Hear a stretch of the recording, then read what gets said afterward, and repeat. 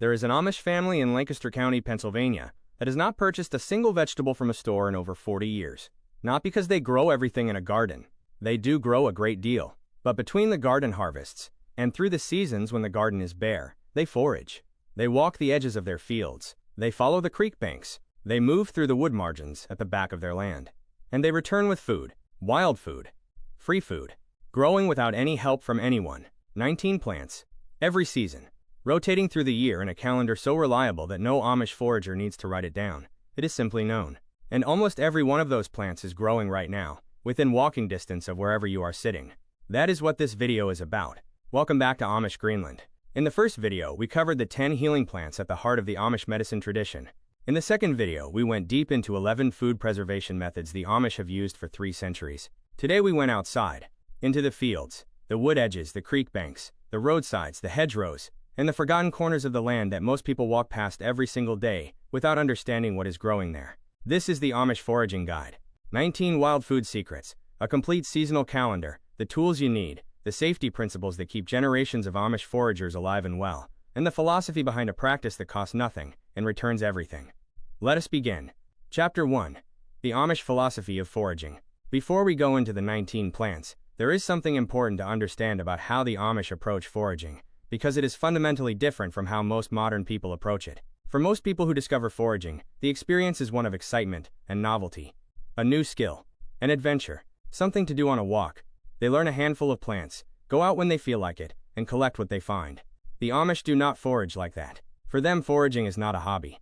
It is a component of a complete food system, as planned, as intentional, and as reliable as the garden itself. An Amish forager knows the following things before they take a single step into the field. Which plants are currently in season? Where specifically on their land or surrounding land those plants grow? How much they need to collect for immediate use and for preservation? And what comes next in the seasonal rotation? This knowledge is not learned from a book. It is accumulated through years of walking the same ground in every season, noting what appears and when, observing how the same patch changes from year to year, and building a mental map of wild food that is as detailed and reliable as any cultivated garden plan. The Amish foraging calendar divides the year into 4 productive seasons. Each season has its primary plants, the ones that define it. Each season flows naturally into the next, and a skilled Amish forager is never caught without something to harvest. Spring, the season of greens and roots emerging from winter dormancy.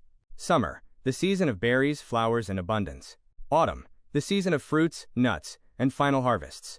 Winter, the season of bark, roots, dried seeds, and the plants that persist through cold. We are going to move through all 4 seasons today. 19 plants. The complete Amish wild food calendar. Chapter 2. The tools and the approach. Before we go into the plants, the Amish foraging kit, because it is simpler than anything you would find in a modern outdoor retailer, and understanding it tells you something important about the Amish approach to the land. A woven basket or cloth bag, breathable, so harvested greens do not sweat and deteriorate on the walk home. A small folding knife or pair of scissors for clean cuts that do not damage the root or the remaining plant, a digging stick or narrow trowel for roots, and a field guide to the plants of your specific region, kept in a pocket, consulted without embarrassment whenever there is any doubt. That last item, the willingness to stop and check, is the single most important tool in any forager's kit. The Amish are confident foragers, not because they never question what they are looking at. They are confident because they have questioned every plant they ever harvested until the identification became second nature. Noppins. Confidence in foraging comes from repetition and verification, not from assumption. That principle will come back at the end of this video, when we talk about safety. Now, the 19 plants, beginning with spring. Chapter 3. Spring foraging. The season of emergence. Spring is the most important foraging season for the Amish, not because it produces the greatest quantity of food, but because it arrives after winter, when the preserved pantry is running low and the garden has not yet produced anything. The wild plants that emerge in spring fill that gap. They are some of the most nutritious foods available at any time of year, dense with vitamins and minerals accumulated through winter dormancy, and they arrive exactly when they are most needed. Secret 1. Ramps. Wild leeks. Asterisk. Allium tricoccum. The secret one is ramps, and in Pennsylvania, the arrival of ramps in early spring is something Amish communities genuinely look forward to. Ramps are wild leeks, members of the allium family, closely related to garlic and onions. They grow in dense colonies on the forest floor, preferring rich, moist woodland soil near streams and on north-facing slopes.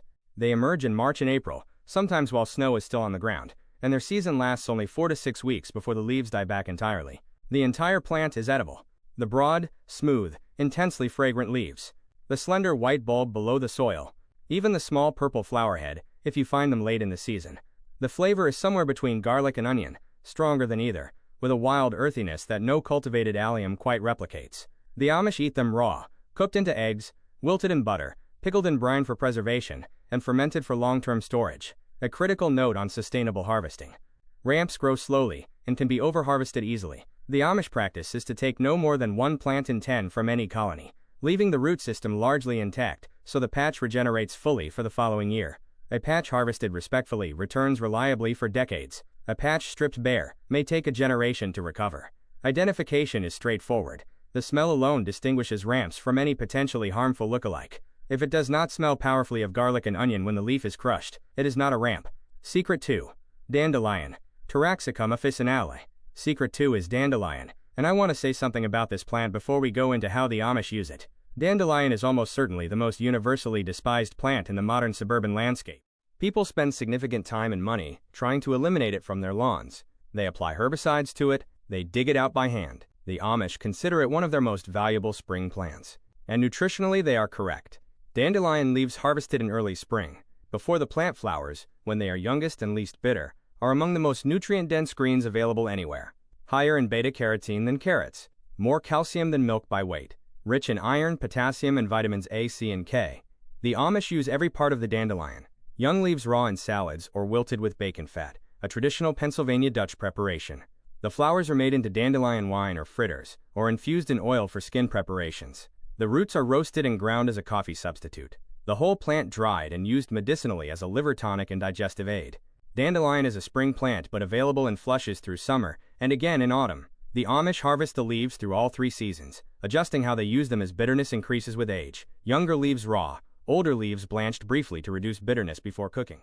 Stellaria media, charfs. Secret 3 is chickweed, and this is the one that surprises people most when they taste it for the first time. Chickweed grows in dense, low mats in cool, moist conditions, garden beds, disturbed soil, lawns, the shaded edges of paths. It appears in early spring, sometimes in late winter during mild spells, and again in autumn.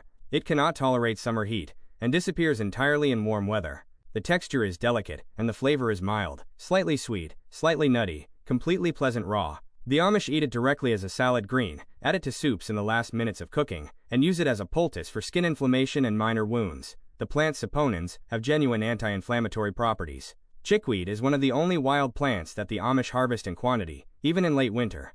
On a mild February day, a south-facing garden bed may be covered in it, fresh green food at a time when nothing else is available. Identification is made simple by one distinctive feature.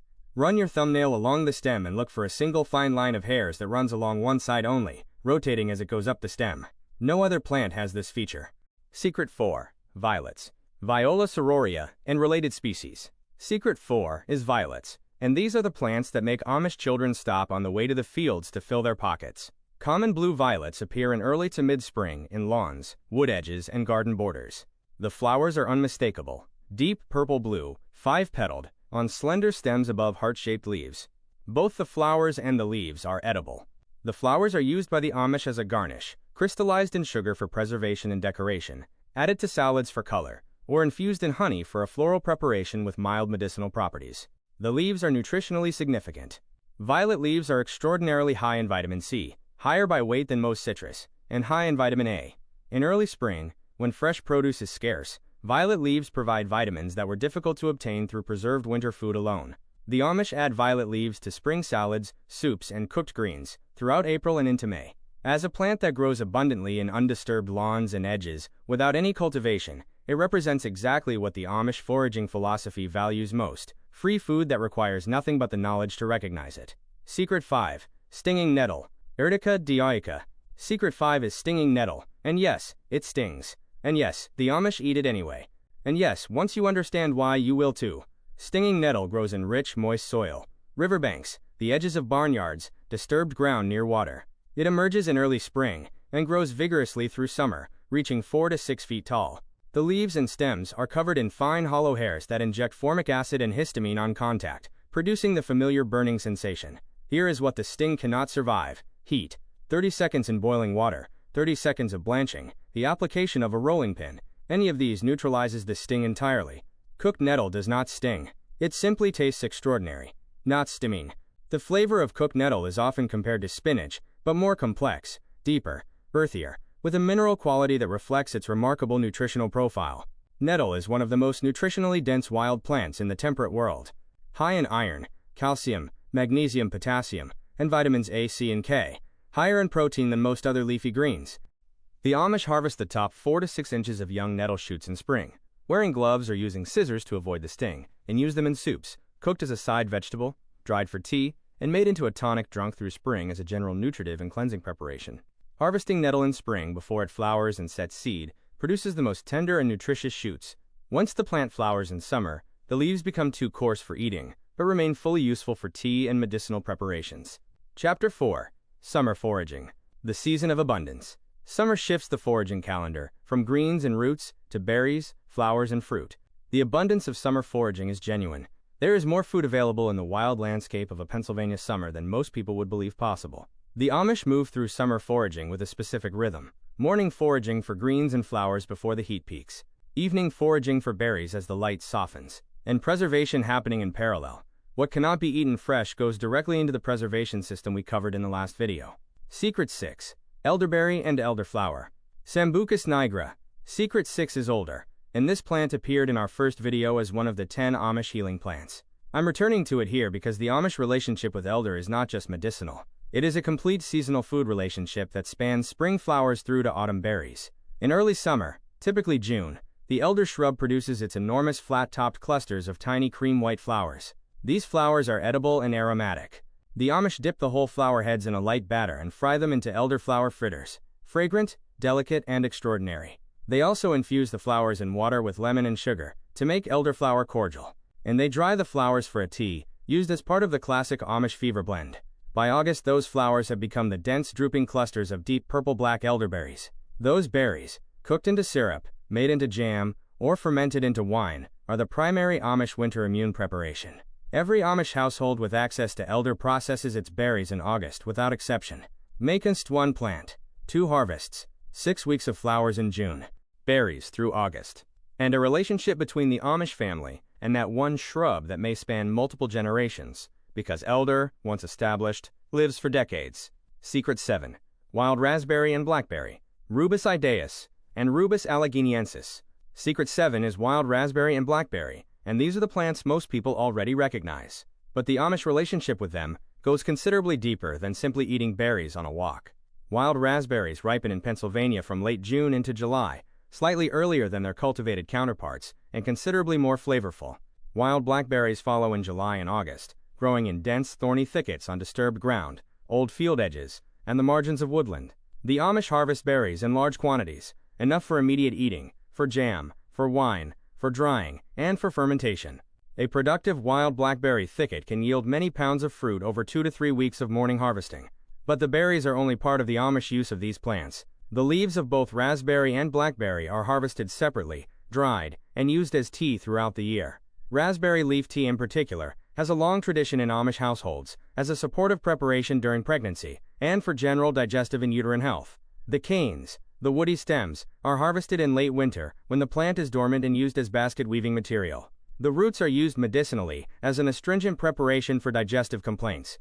This is characteristic of Amish foraging throughout. No part of a useful plant is wasted if it can be harvested and used. The Amish relationship with a plant like blackberry involves the fruit, the leaf, the root, and the stem across all 4 seasons of the year. Secret 8. Wild bergamot. Monarda fistulosa. Secret 8 is wild bergamot, and this is the plant on this list that most people have never heard of, despite it growing abundantly across virtually the entire eastern United States.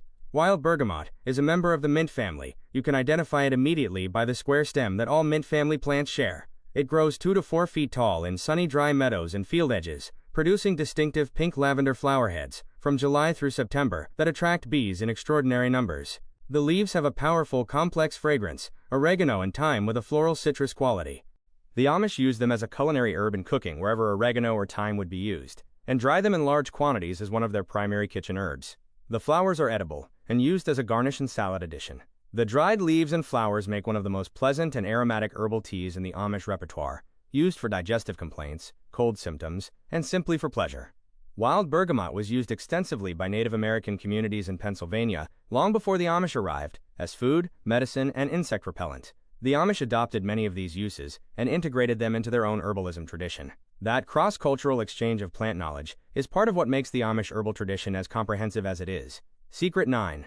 Serviceberry. Asterisk Melanchier canadensis and related species. Secret 9 is serviceberry, also called shadbush or juneberry, and this is the first summer fruit to ripen in Pennsylvania, often appearing in June before any other wild fruit is ready. Serviceberry is a small tree or large shrub that grows in wood edges, slopes, and stream margins. In early spring, it is one of the first trees to flower, covered in delicate white blossoms before the leaves fully open. Those flowers become small round berries that ripen to deep purple red in June, resembling a small blueberry in both appearance and flavor.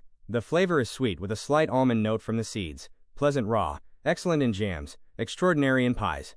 The Amish value serviceberry precisely because it arrives in that window between the end of preserved winter fruit and the main summer berry season, filling a gap in fresh fruit availability that would otherwise exist.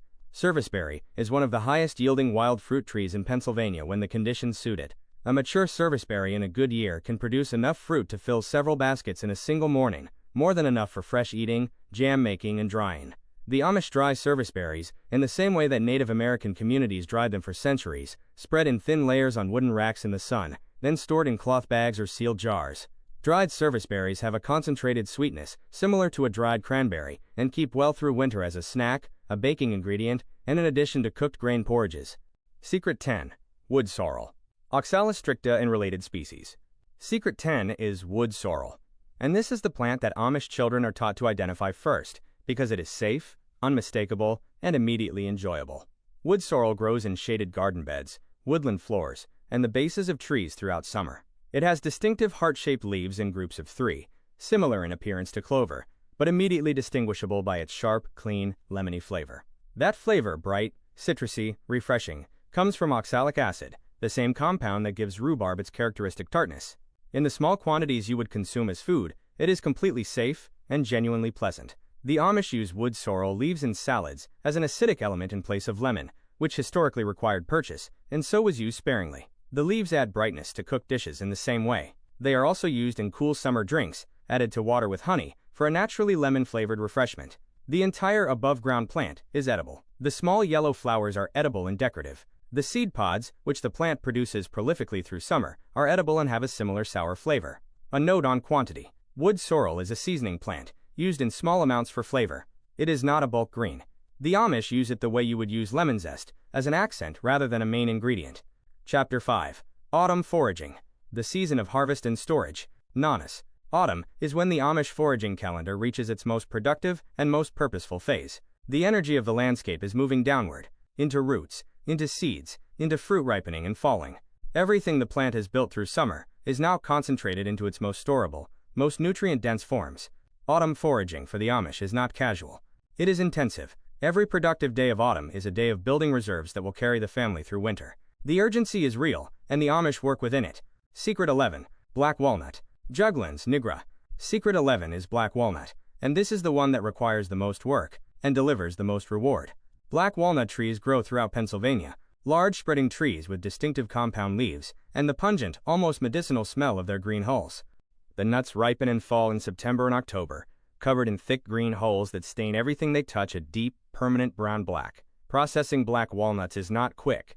The green hulls must be removed, traditionally by running the nuts over a gravel driveway, by stomping them, or by using a mechanical huller. The staining is significant, and the smell of the hulls is intense.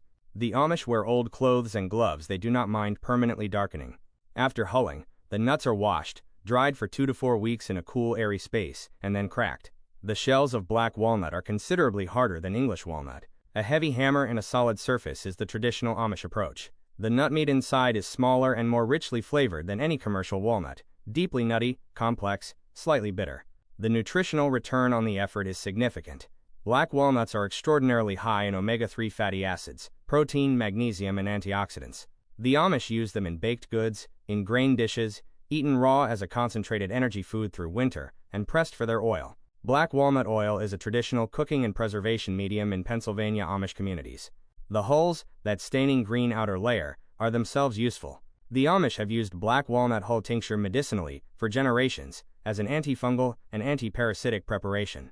Nothing is wasted. Secret 12. Wild grape. Vitis labrusca and related species. Secret 12 is wild grape, and in Pennsylvania in September, the woodland edges and old fence lines are heavy with them. Wild grapes grow as vigorous climbing vines, covering shrubs and climbing into the lower canopy of woodland margins. The leaves are large and distinctive, lobed, slightly fuzzy on the underside. The fruit hangs in loose clusters of small, deep purple-black grapes from August through October. Wild grape flavor is more intense than cultivated grape, sharper, more complex, with a depth that reflects the plant's complete lack of human intervention in its development.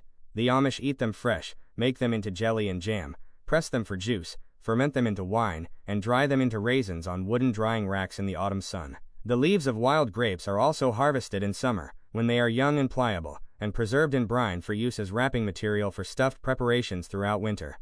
The tendrils and young shoots of wild grapes are edible in spring, harvested before they toughen, eaten raw or lightly cooked. The seeds pressed for oil. The bark is used medicinally. Wild grape is another plant that the Amish harvest across multiple seasons in multiple parts, a complete relationship rather than a single annual harvest. Secret 13. Jerusalem artichoke, sunchoke, Helianthus tuberosus. Secret 13 is Jerusalem artichoke, and this is the plant on this list that most closely blurs the line between foraging and farming. Jerusalem artichoke is not from Jerusalem and is not an artichoke. It is a native North American sunflower, tall, bright-flowered, growing in dense stands in fields and disturbed ground throughout Pennsylvania. What distinguishes it from an ornamental sunflower is what happens below ground, a mass of irregular, knobby tubers that taste like a cross between a water chestnut and a mild potato. The Amish relationship with Jerusalem artichoke is long and practical. They plant it once, or simply allow a wild stand to establish on the margins of their land, and then harvest from it year after year indefinitely. The tubers multiply prolifically. Whatever you leave in the ground returns the following year, larger and more numerous. Nipatabose patch of Jerusalem artichoke, established on marginal land that is too poor for other crops, produces a reliable starchy food source, with essentially zero ongoing labor. No replanting, no fertilizing, no particular management. It simply returns. Napis enavens naps. The tubers are harvested in autumn, after the first frost, which converts some of their starch to sugar and improves their flavor, and through winter whenever the ground is not frozen solid. They store well in root cellar conditions. They can be eaten raw, roasted, boiled, or made into soup. One practical note. Jerusalem artichoke contains inulin, rather than digestible starch, a prebiotic fiber that feeds beneficial gut bacteria, but can cause digestive discomfort in some people when eaten in large quantities initially. The Amish understanding of this is simple. Start with small amounts and allow your digestive system to adjust. Over time, the discomfort diminishes as gut flora adapts. Secret 14. Wild plum. Prunus americana. Secret 14 is wild plum, and this is the fruit that makes Amish women walk further from the farm than almost any other harvest. Wild plum grows as a thicket-forming shrub or small tree on field edges, roadsides, and woodland margins. In spring, it is covered in dense clusters of white flowers before the leaves emerge, unmistakable and beautiful. By late August and September, the small round fruits ripen to deep red or yellow, hanging in clusters along the thorny branches. Wild plum is tart, considerably more acidic than cultivated plum, with a rich, complex flavor that intensifies dramatically with cooking. The Amish use wild plums primarily for preserving, rather than fresh eating. Plum jam. Plum butter cooked long and slow, until deeply concentrated. Plum wine. Dried plums, wild prunes, that provide sweetness, fiber, and nutrition through winter. Nimes. A productive wild plum thicket yields enough fruit in a good year to supply a family with preserved plum products through an entire winter. And because wild plum reproduces by root sprouting, a stand that is harvested respectfully expands over years rather than diminishing. The stones of wild plum contain trace amounts of prussic acid, as do most stone fruit seeds, and are not eaten. The flesh around them is entirely safe and nutritious. The Amish pit their plums before processing exactly as they would cultivated fruit. Chapter 6. Year-round and winter foraging. The plants that never stop giving. Most people assume foraging stops in winter. The Amish know it does not. It simply changes character. Winter foraging is quieter, more deliberate, and more specific. The plants available are fewer, but the ones that persist through cold, the roots that wait underground, the seeds that cling to dried stalks, the bark and dried berries that remain accessible through snow, are often the most medicinally and nutritionally significant plants in the Amish calendar. Secret 15. Wild mint.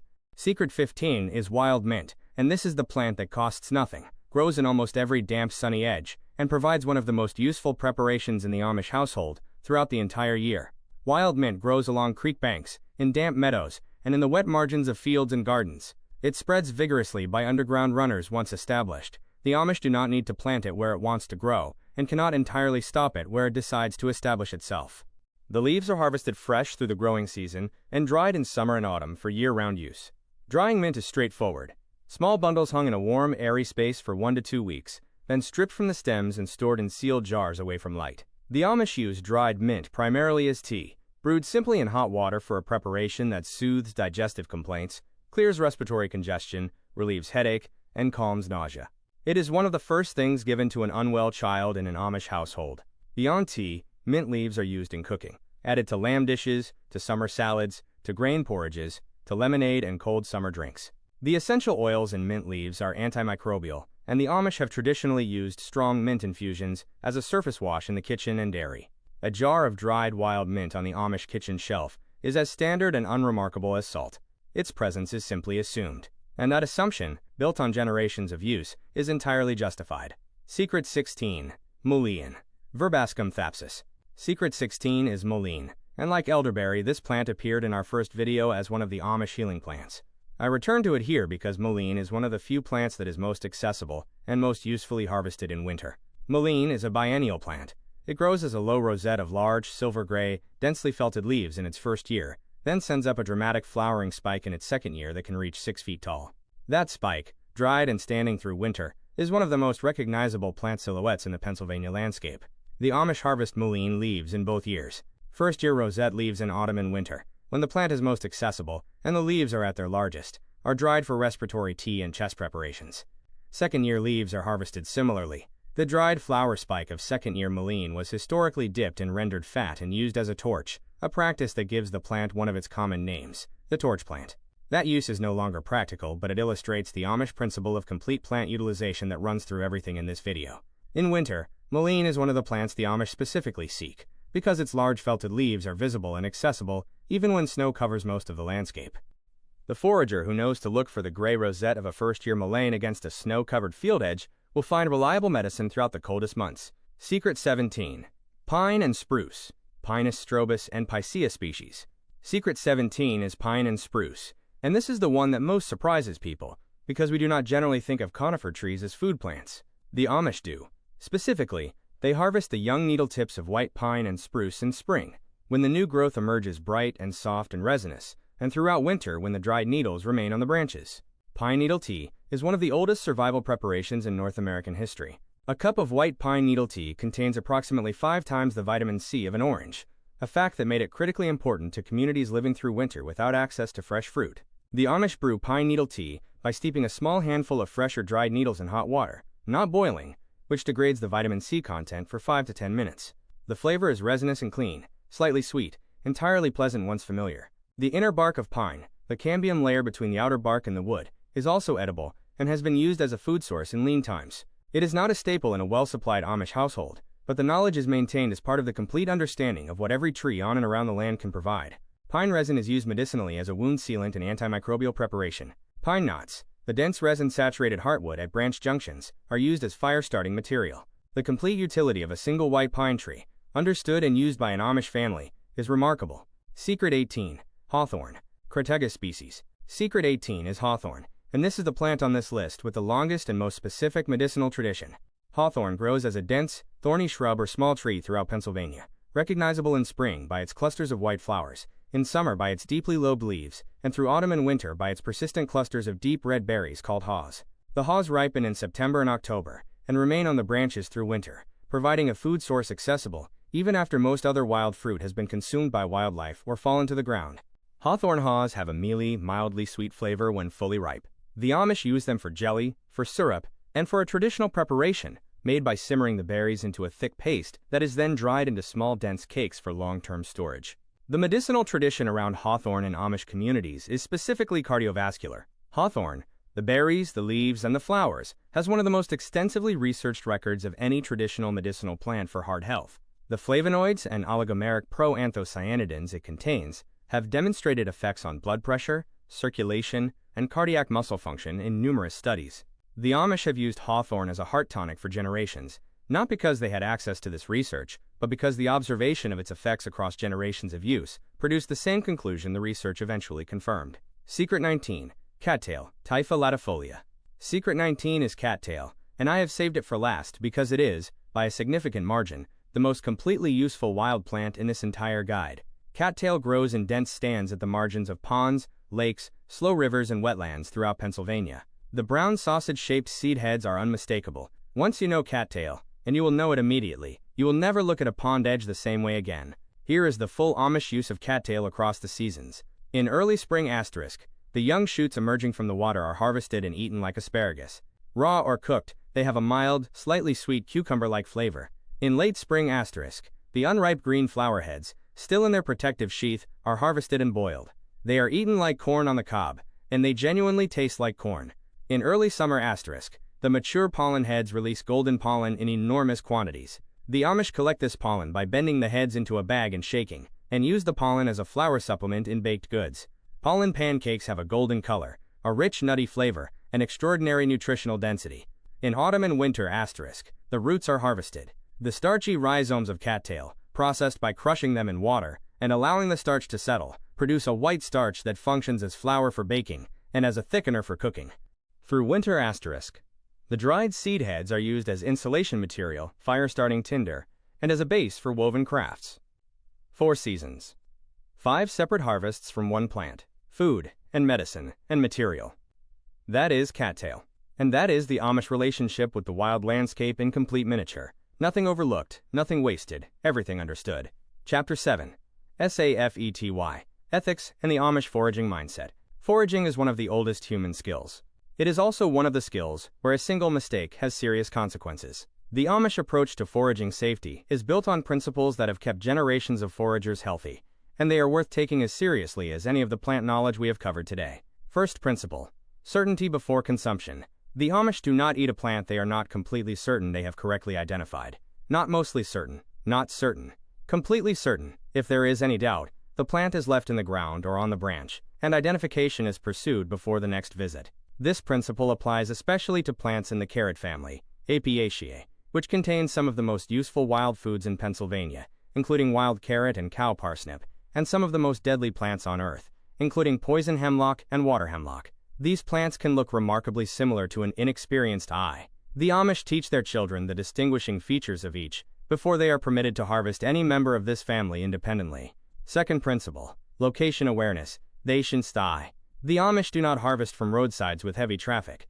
Lead and other vehicle-related contamination accumulates in roadside plants over time. They do not harvest from areas known to have been sprayed with herbicides or pesticides. They do not harvest from areas downstream of industrial sites or heavily farmed land treated with chemical inputs. Clean land produces clean food. The awareness of what has happened to a piece of land before you harvest from it is part of the forager's knowledge. And the Amish, who often have detailed generational knowledge of the land surrounding their farms, apply this awareness automatically. Third principle: harvest with restraint. Laminados naminadas naminada, laminadas nada. The Amish take no more than 1 plant in 10 from any wild colony. They never strip a patch bare. They understand that their harvest today determines the availability of food for their own family next year, and for the wildlife that depends on the same plants through winter. This restraint is not reluctant. It is not an external rule imposed on foragers who would otherwise take more.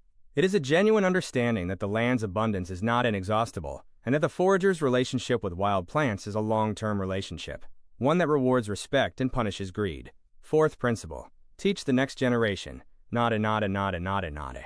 Every Amish forager was taught by someone older. Every Amish child learns plant identification as a normal part of growing up on the land. This transmission of knowledge across generations is the reason the Amish foraging tradition is as complete and as reliable as it is. You are beginning that tradition now. Start with 1 plant. Learn it completely: its identification, its season, its habitat, its uses, its safe preparation. Go back to it through the seasons until you know it, without hesitation. Then add another. That is how the Amish foraging calendar is built. 1 plant at a time, 1 season at a time, over years of patient, respectful attention to the same piece of land. 19 plants, 4 seasons. A complete wild food calendar that has supplied Amish families in Pennsylvania with free, nutritious, seasonal food for 300 years. Ramps and dandelions and chickweed in spring. Elder and wild raspberry, and bergamot, and serviceberry through summer. Black walnut and wild grape, and Jerusalem artichoke and wild plum in autumn. Mint and mullein and pine and hawthorn and cattail through the year and into winter. None of these plants cost anything. None of them require cultivation. None of them need to be planted, watered, fertilized, or managed. They grow because that is what they do. And they have been growing in the same places, in the same seasons, since long before any Amish family arrived in Pennsylvania. The knowledge to recognize them and use them, that is the only thing required. And that knowledge, once acquired, is yours permanently. It does not expire. It cannot be taken away. It transfers to every piece of land you ever walk on for the rest of your life. That is what the Amish understand about foraging. It is not a hobby. It is literacy. The ability to read a landscape and understand what it is offering. Not Amish manish. Start with one plant from this list. The one that grows nearest to you. The one whose season is closest to right now. Learn it until you are completely certain of it. Then come back to this video and move to the next one. If this video is useful to you, and 19 plants worth of free food suggests it should be, subscribe to this channel.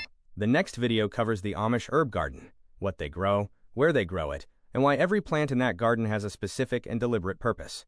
Drop a comment below telling me which of these 19 plants you are going to start with. I read every one. And share this video with someone who would benefit from knowing that the landscape around them is more generous than they realize. This knowledge deserves to travel.